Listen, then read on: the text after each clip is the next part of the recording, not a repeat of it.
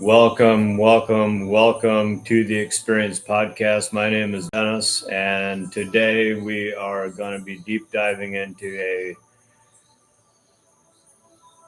couple different directions with a singular focus. Anyways, I just want to invite you and welcome you. If you're new here, make sure you like, comment, subscribe to this channel, share it with your friends and family. Also, I want to invite you to all of the classes that are in the description below. Make sure you check them out. Tons of things that are going on in the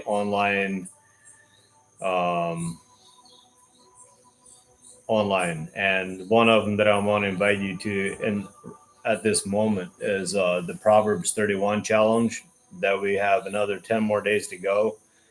And if you feel inspired to come there, I highly recommend it. It's been very transformational.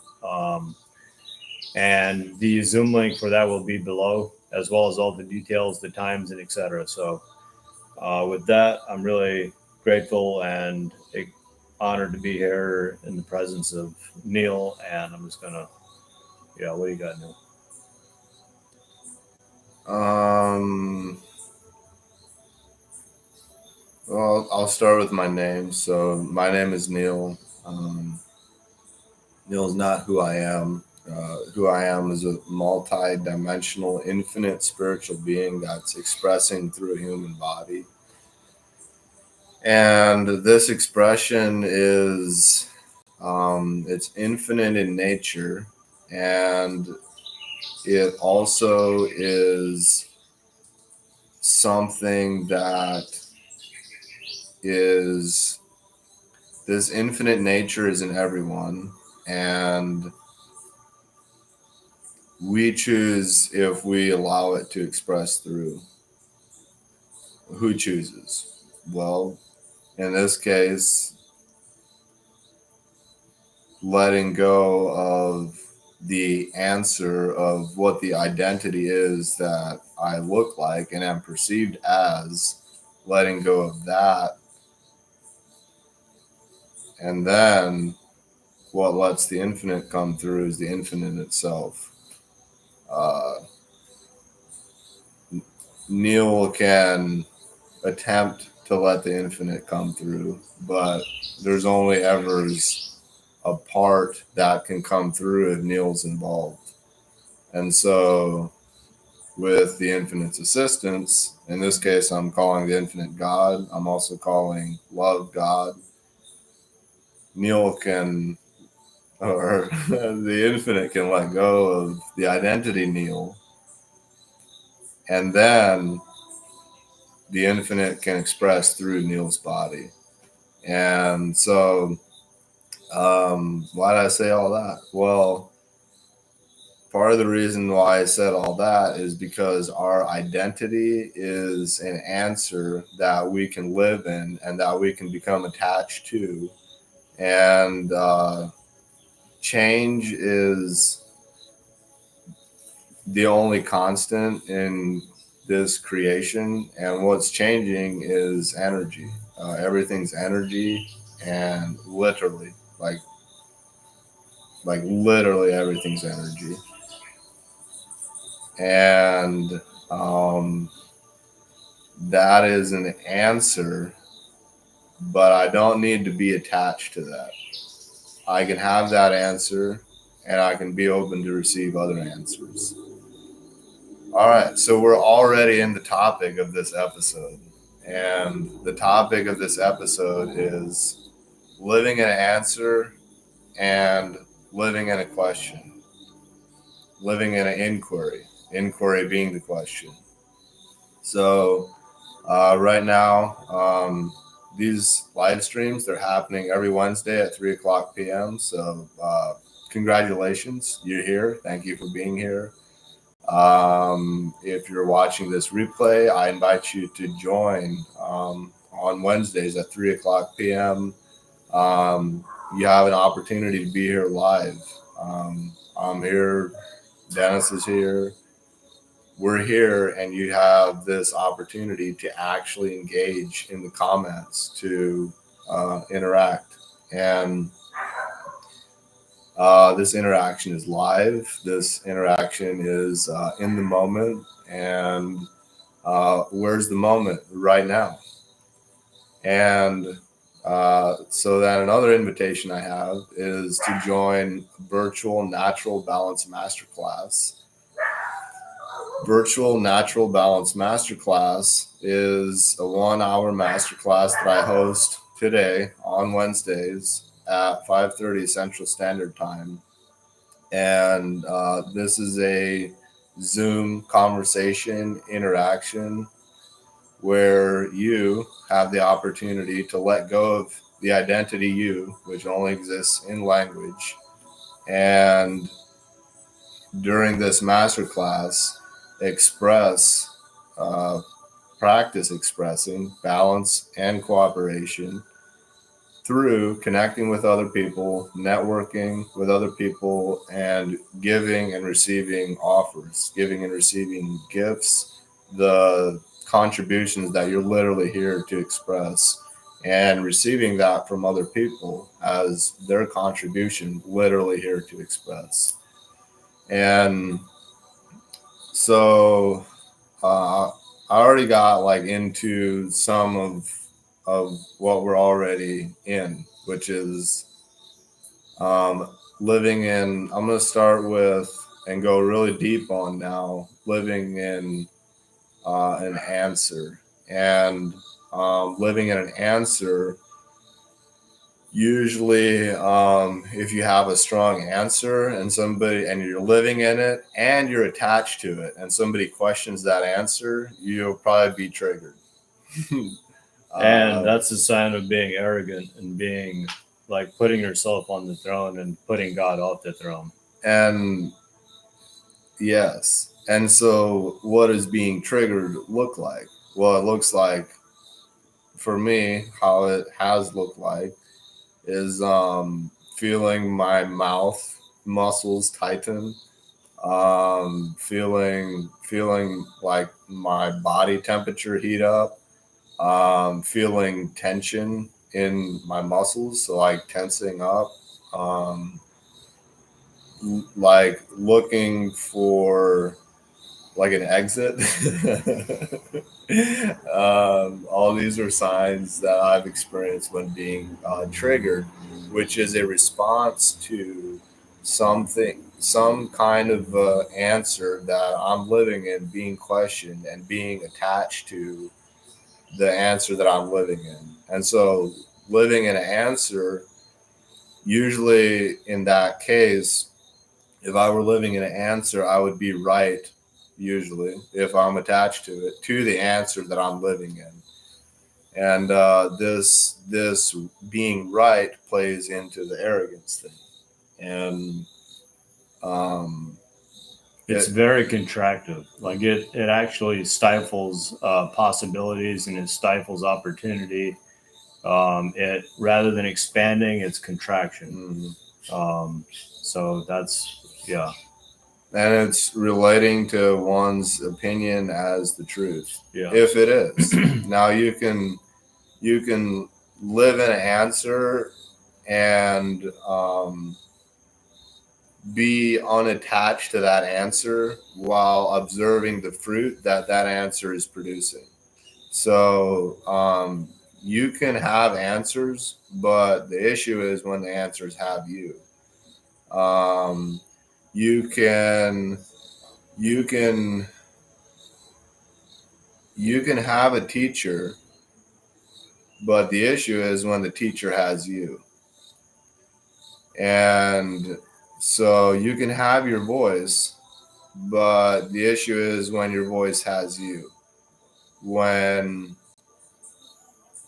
all these examples are an example of giving away sovereignty, giving away freedom, giving away your innate power to be present in the moment and look around you and observe and be like, hey, this is what's around, and tap into creative potential that exists where? Within.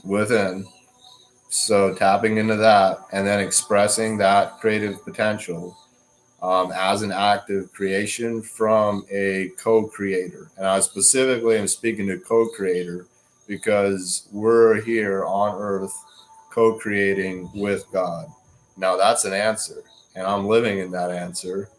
And I'm open to a new answer, and I'm open to questions to question that answer. And how do you know that that's how do you determine if that answer is correct? That you're co-creating with God.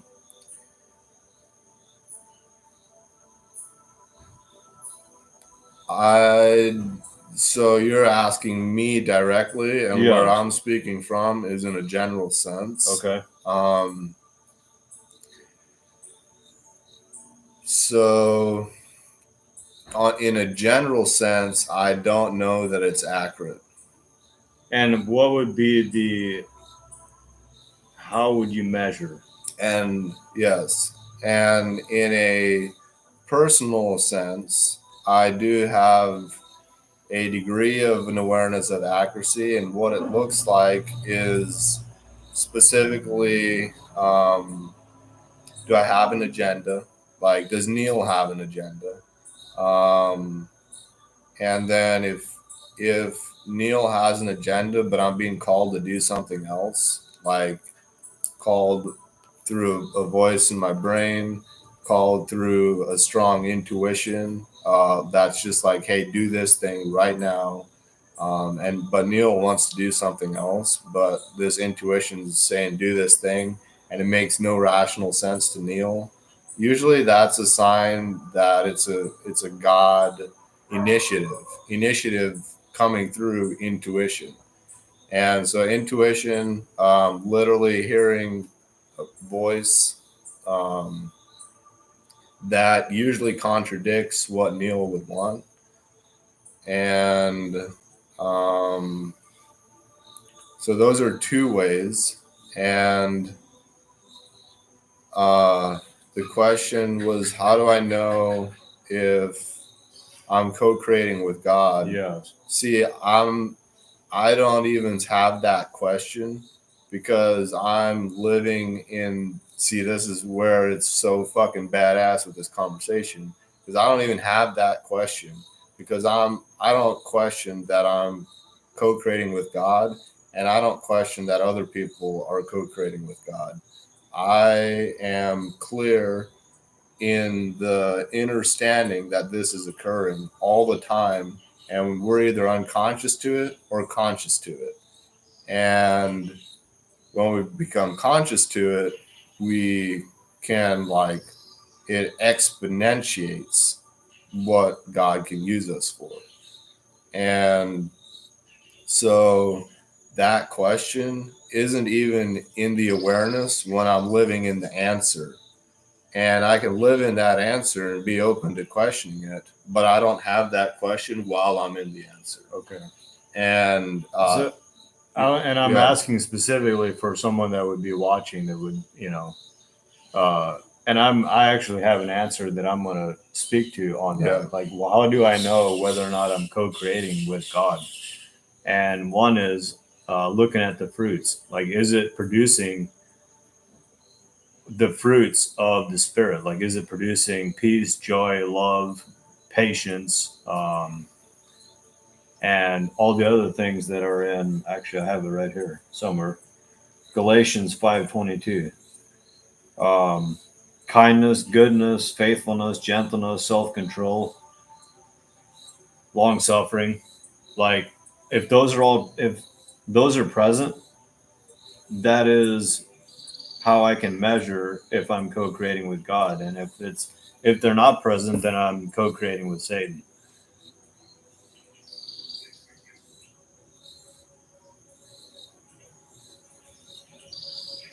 So I just wanted to bring that in, like, because, and it's not just the fruits of the Spirit. Like, what are the actual, like, the physical fruits of my reality? Like, are miracles happening all around me?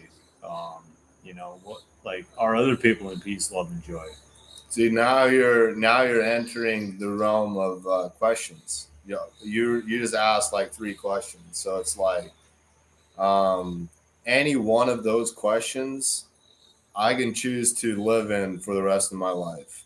Like, what was?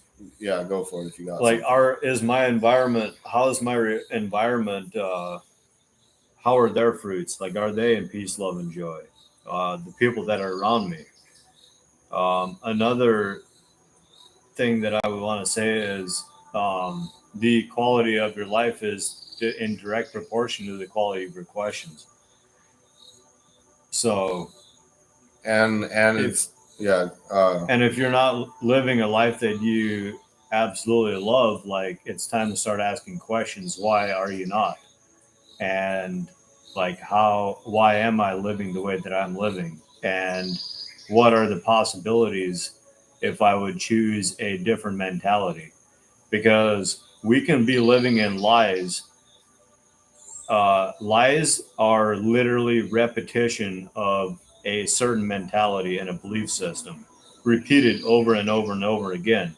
So if we want to choose a different life, like if we want to start choosing a different reality, we can start implementing new belief systems and repeating them with repetition, and they will become true for you. And how you know that you will be experiencing what I'm saying is that you literally have the power to co-create with God and experience peace, love, and joy in every moment. That's my and point. and you touched on something of like conscious programming, Yes. where you become conscious that your subconscious is actually the thing creating reality. Obviously, God's even in control of the subconscious, but the ego fucking hates hearing that. But and so ultimately, God's in control, but then a level below that, the subconscious is running reality, like physical, producing what we see and feel and hear and taste and touch and smell. And so with that, we can consciously program our subconscious to produce a desired result. So then the question becomes, all right, so then what's your commitment? Because a lot of people don't even have a commitment. They're just like, where the fuck am I? I'm like I'm a drop in the ocean and I'm committed to what? And Well, the what is what I'm asking. What are you committed to? that's a high quality question, what Neal just said. And that what am I committed to? I can live in that for a day. I can live in that for a week. I can live in the question, what is my commitment for a month? I can live in the question, what's my commitment for a year? I can live in it for a decade. Or in a moment by moment. And my point with saying that is living in a question, you can receive answers, but not be attached to the answers and just be in the moment, be like, yeah, what's my commitment? And then you get an answer. Like right now, my commitment's communicating from love. All right, boom. Is that happening? Another question. Well, I don't know. I can live in that question for a minute, but I'm pretty sure you can feel if love is expressing or if it's Neal trying to cognate and come up with something. And so living in the question of what's my commitment, living in a question is this expansive thing where you can receive multiple perspectives, multiple answers, and receive them fully, possibly even live them for a while. Like you could live in an answer for a month, and try it on, see if it works, see what fruit that answer produces, um, but not be attached to the answer while still maintaining living in the questions. I'm still talking about living in the question, and just see what it produces, and then still be living in the question. And then after you see the fruit of the answer, take on another answer and be like, hey, so what is my commitment now? Now that it's a month later, has some things changed? Like what's happening? Like, and so living in a question is this powerful relationship to receiving answers that is powerful when you're using the question to directly orient your focus towards your primary commitment. So it starts with commitment, and that's an answer. I'm living in that one for now. I'm not attached to it. It starts with commitment, and then from commitment, asking a question that points in the direction of that commitment. Right now, I'm committed to listening and speaking from love, and a question I can use to point me in that direction is, how have I listened and spoken from love today? And I can live in that question, and I can receive answers, but not latch onto them, or I can receive them and live in them for a while. So, living in answers versus living in questions. Is there anything you want to add, Dennis? No. All right. I love you. I honor you. Peace.